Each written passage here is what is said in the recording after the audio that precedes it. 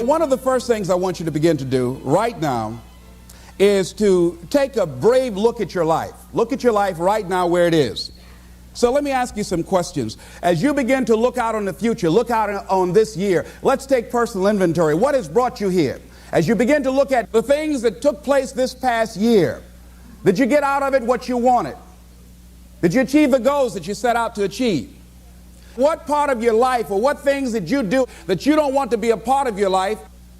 Are there any people, as you begin to look at your life and look at where you want to go and what you want to do, are there any people that might be some dead weight that you need to think about unloading? Because what you have found through that relationship, that it's more toxic than it is nourishing, it's more debilitating than it is empowering, and so now you've got to make a decision. See, many of us won't be able to move forward because we're not taking true inventory of our lives. As you begin to look at your emotional, your spiritual, and intellectual development, how many books did you read? How many seminars did you attend? How many classes did you take to begin to develop yourself professionally, to improve your craft or your skill?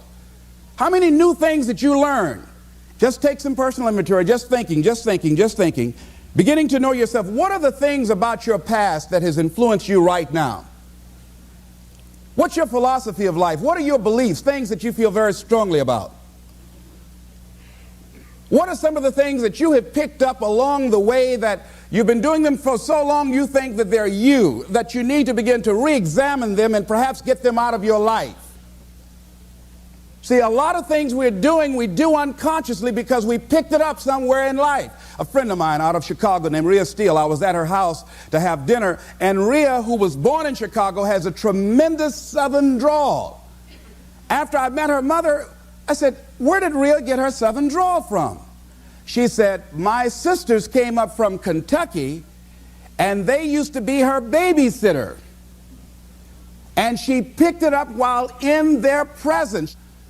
And Rhea still has that drawl. What is it that you've picked up somewhere in life that might be a liability to you?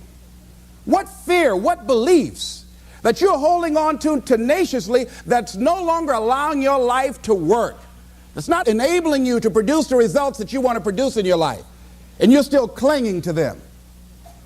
See, as we go into a new world, there's some old behaviors that just won't fit. What are the events? What are the circumstances? What are the people that have shaped you? Just thinking. What are the things that you need to let go? Some things that have cost you pain, that's stifling your growth and development. What are those things? As you begin to look at your profession or your career, what is it that you need to do to begin to upgrade your skills or your knowledge, to continue for you to be competitive in the marketplace? As you begin to look at yourself and ask some of these questions, what is something that you're good at? Are you living your passion? Are you living your dream? What do you regard as your greatest personal achievement? What is the one thing that other people can do to make you most happy? Just think about these things. What would you do if you had 1 year to live and guaranteed success in anything you decided to do? What would that be? What would you do with your life if you had it to live over? Getting to know yourself. What is one value, one deep commitment from which you would never budge? What is one cause that you would like to become involved in to make a difference on the planet? I work in the Cook County Jail in Chicago. It gives my life a great deal of joy and fulfillment. Have you found something like that in your life that you could enjoy doing, working with people? I have a friend that's working with physically handicapped people. She said it's been the most rewarding experience she's ever had. She used to be a constantly depressed individual, always feeling sorry for herself. It has changed her life. She's a grateful person. She's found something that she's lost herself in. What is your biggest setback, failure, or defeat of the past year? What is it about you, if somebody really knew, they wouldn't get into a relationship with you?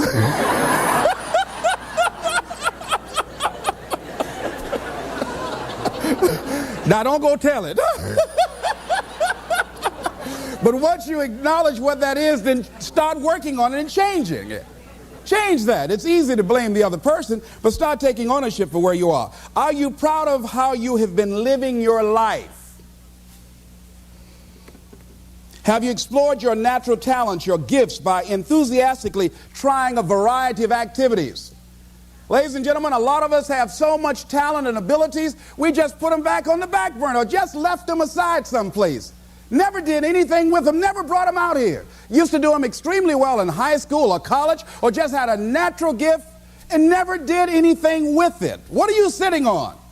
What gifts are you sitting on?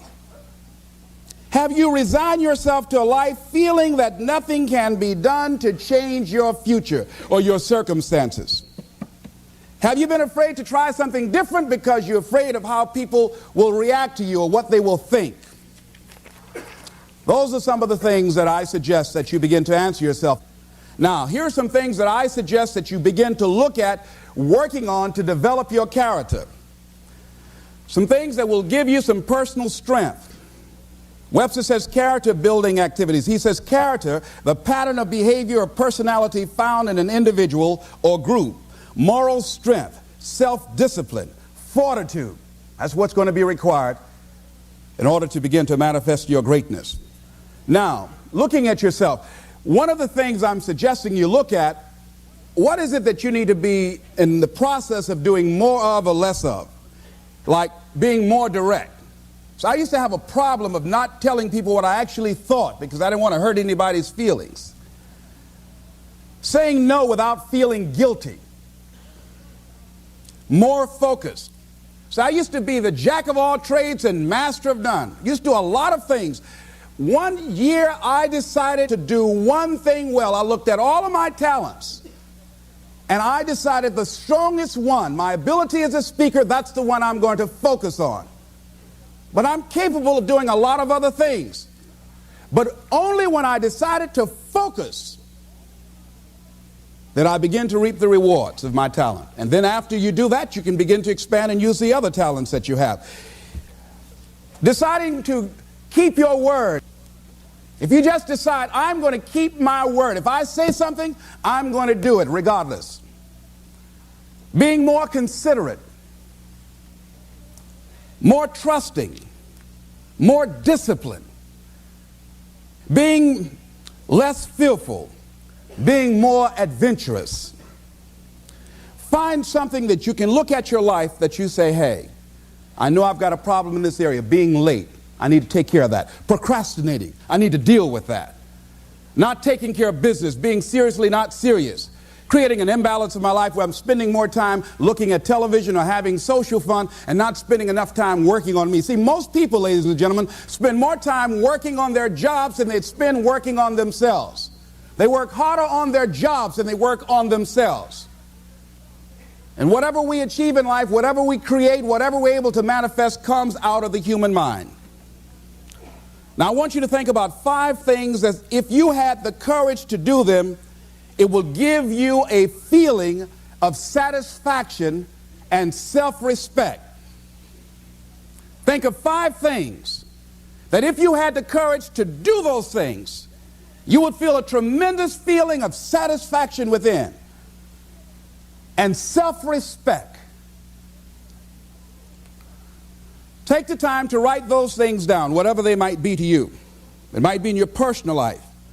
It might be in your friendships, your family relationships. It might be in your business. I was negotiating with a friend of mine that I admire a great deal. And this person went back on their agreement. And I did not challenge them on it. Number 1, because of my admiration for her. Number 2, because I really wanted the business, and I think she sensed that. So I didn't want to seem too picky, and I was nervous about it. And I was cowardly, because I should have said, listen, that's not what we agreed to. I should have called her on that. But I didn't want to look bad or to appear to be negative or risk losing the business. Look at 5 things that if you had the courage to do those things, that you would do those things. A lot of people say, well, I've been like this all my life. I just can't change. This is the way I am. Dr. Harold Griswold, a psychologist and author of Direct Decision Therapy, said something. He says, when someone says, I can't change, some part of them wants to change, but the payoffs for his present behavior are greater than the payoffs for a changed behavior, or his fear of change is too great. Ladies and gentlemen, it takes courage to live your dreams. It takes courage to manifest your greatness. It takes courage to decide to live, to decide to bring out all of your talents and abilities, to decide to stretch out, to decide to take a chance. It takes courage to be happy, just to be you. I saw a friend who I hadn't seen for a long time. Her whole personality has changed. She was an extroverted, assertive person. But because her husband has a fragile ego, when she's around him, she cows down to him. She plays to him. She's very silent. She doesn't express herself, her feelings. And there are many things she wants to do, but before she even makes a decision of what she wants to do, she checks. How will he handle this? How will he see this? Will this be disruptive in our relationship? A lot of us readjust our behavior and we end up not being who we really are in deference to relationships, men and women. Looking at the word courage, Webster says the attitude of facing and dealing with anything recognized as dangerous, difficult, or painful instead of withdrawing from it. As you begin to look at where you want to go and take personal inventory, it's going to be very uncomfortable. That's why most people don't do it. It's very painful to admit your shortcomings, to admit your weaknesses. It's very painful to do that. It's much easier to withdraw from that and just ignore it. He goes on to say the courage of one's convictions, the courage to do what one thinks is right. As you begin to look at yourself and look at where you want to go with your life, it's very important for you to ask yourself a question as you look at various areas of your life. Is what you are doing right now, is it giving you what you want? If it's not giving you what you want, it's going to take courage to decide to do something differently. It takes courage to enjoy yourself. What are some of the self-defeating behaviors that we become involved in that prevent most people from enjoying themselves? Some people develop the "what's the use" attitude. Why bother? Some people have the "I really don't care."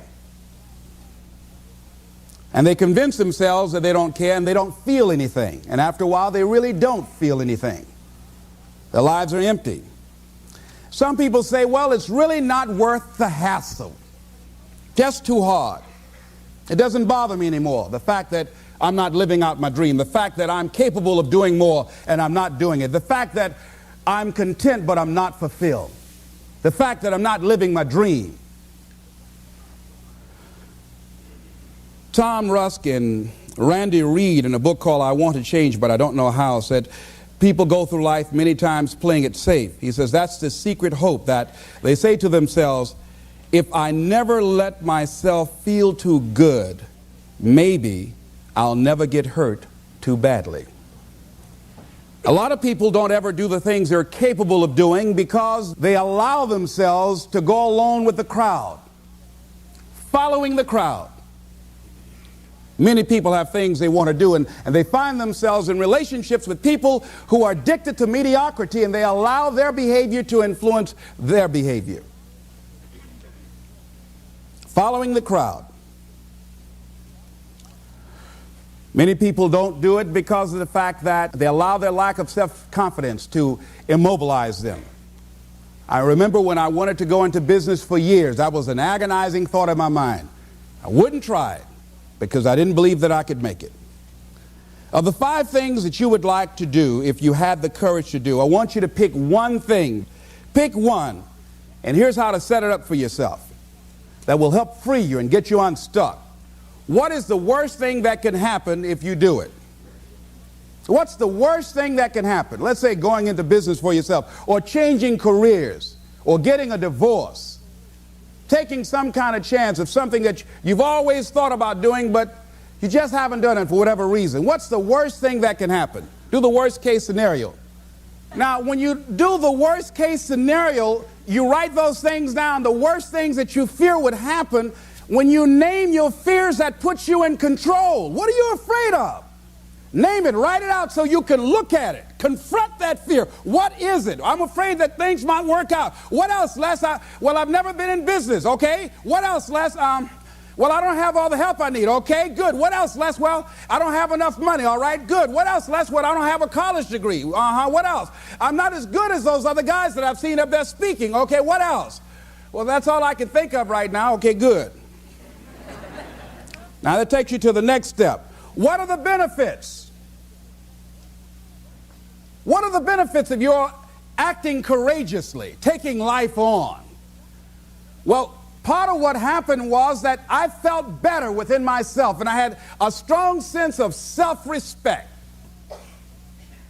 Going into business for myself, I made a lot of mistakes. Sometimes I was down on myself. I felt stupid. I felt dumb because people who were in business said, why would you do something like that? Well, I didn't know. Boy, were you really dumb.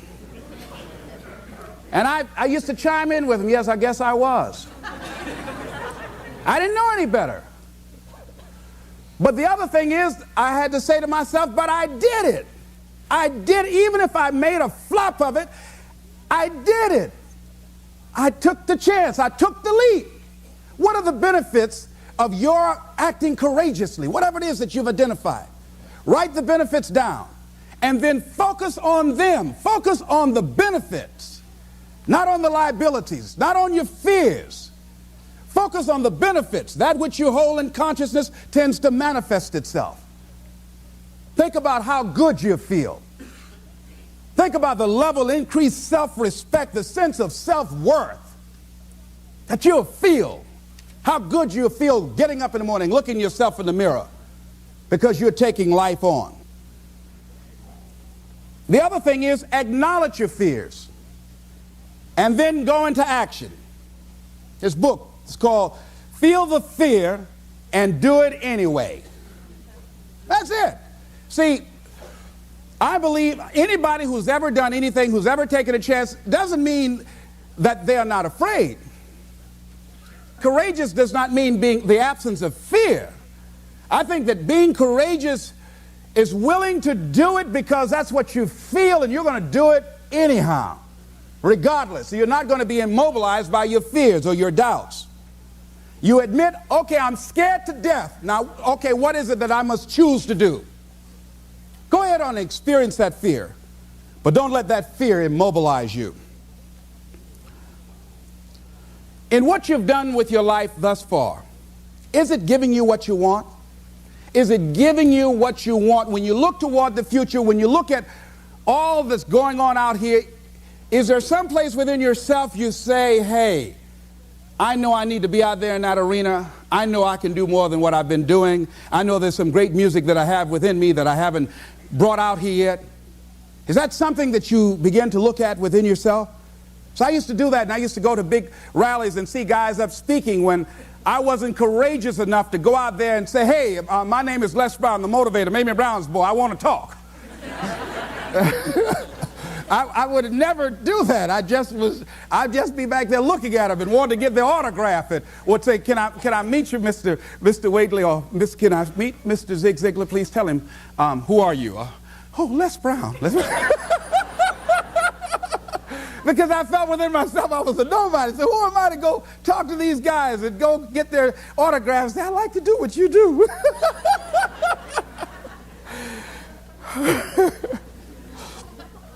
See, I say if you look at your life, and if you're not getting what you want, you owe it to yourself to do something differently.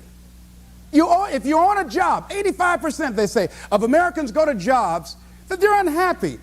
If you're doing something 8 hours a day that you don't like, it's not giving you what you want, it's not giving you a strong feeling of satisfaction and fulfillment, you're miserable, you hate to go there, you're depressed just thinking about it, you sing the Thank God It's Friday song every week, It's giving you headaches just thinking about it on Sunday afternoon after the football game goes off. If that's what it is, you owe it to yourself to start strategically working to change directions. See, but you know what most people will do? Most people will resist change. Most people will fight change as if change would be worse than what they're experiencing. See, they know this. They're familiar with this. Most people will not challenge the unknown. They won't just step out there. See, there are certain things that's got to be in place. They got to see it all together. And life isn't like that. That's not how you grow. So as you look at your life, you're saying, I'm not getting what I want. As you begin to look toward the future, begin to know that whatever it takes for you to create that, you've got that in you. You've got that. You've got genius in you. You've got goodness in you. You've got creativeness in you. If you decide to take the initiative to change the current quality of your life, I say to you that you will find that the universe is on your side, that life is on your side. Now, will it be turbulent? Yes. Will it be easy? No, no. Will you have some opposition? Yes. Will I make a lot of mistakes? Yes. Will I get hurt? Yes. Yes. See, a lot of people won't try anything different in life because they don't want to get hurt. Let me tell you something. It's too much pain to duck. Pain is everywhere. You can hide under here. It will come where you are. Really, if I go back here, pain will come. Hey, Les, come on out. It will come. It's everywhere. Viktor Frankl calls it unavoidable suffering. You can't duck it. But most people spend their life not wanting to deal with the pain of rejection, the pain of defeat, the pain of being disappointed, the pain of losing, the pain of failure, the pain of being criticized, the pain of not being liked, the pain. That's called life. Life is full of pain. It's everywhere. But guess what? There's no gain without pain. Now, if you're going to hurt anyhow, get some yardage out of it.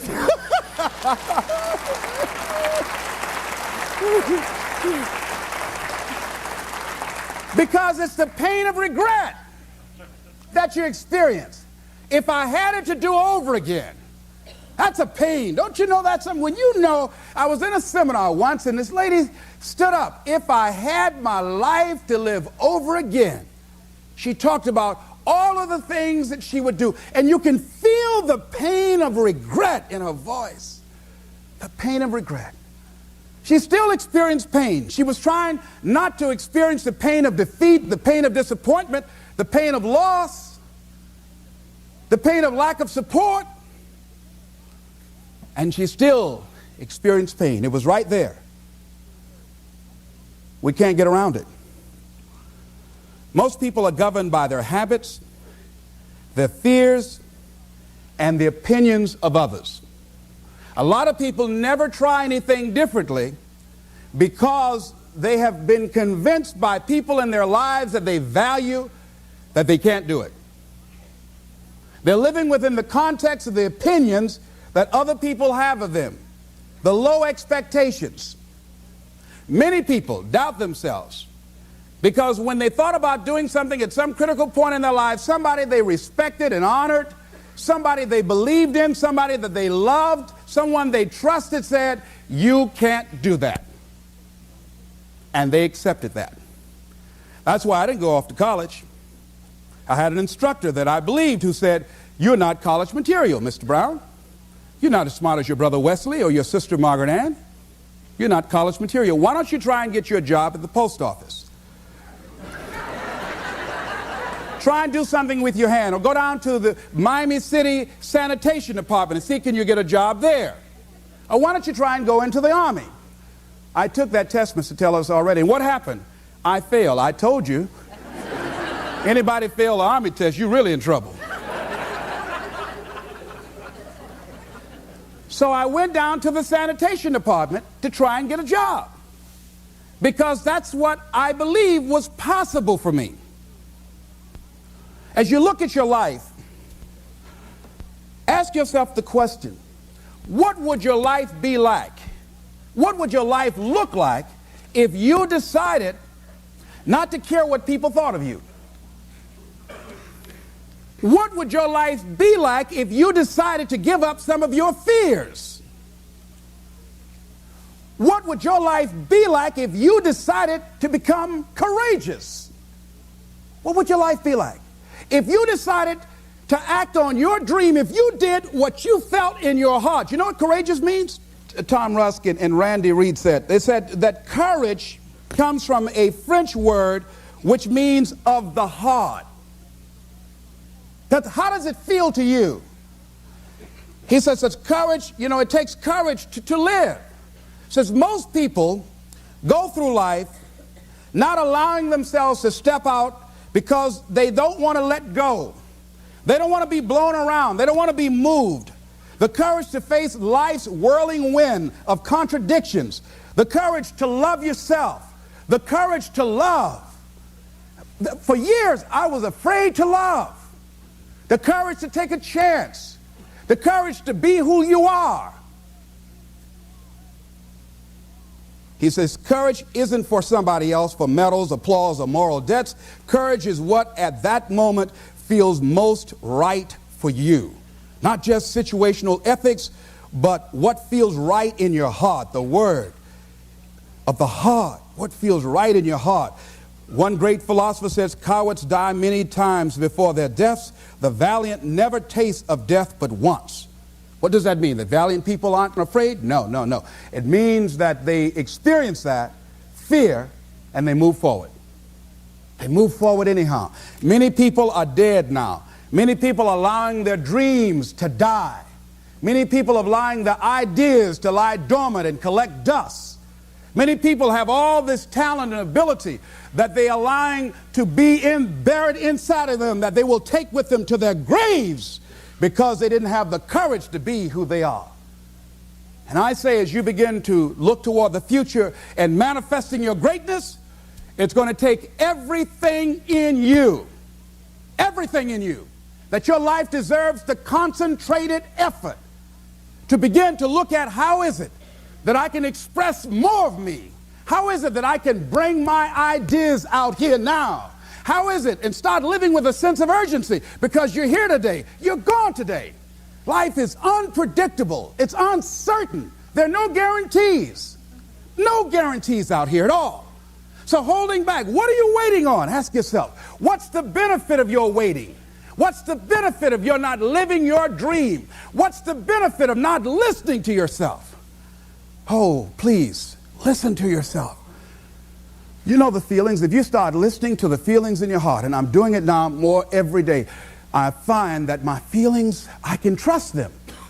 And I say to you that as you look toward the future, you look at life on a daily basis, if there's something that you have been given, if you've heard something within yourself that you know that what you're doing now doesn't fit for you, it doesn't work for you, it's not giving you what you want, and there's something else that you want to do, don't allow that inner doubt in you to talk you out of it, to build a case on why you can't have it, to tell you why you're not good enough.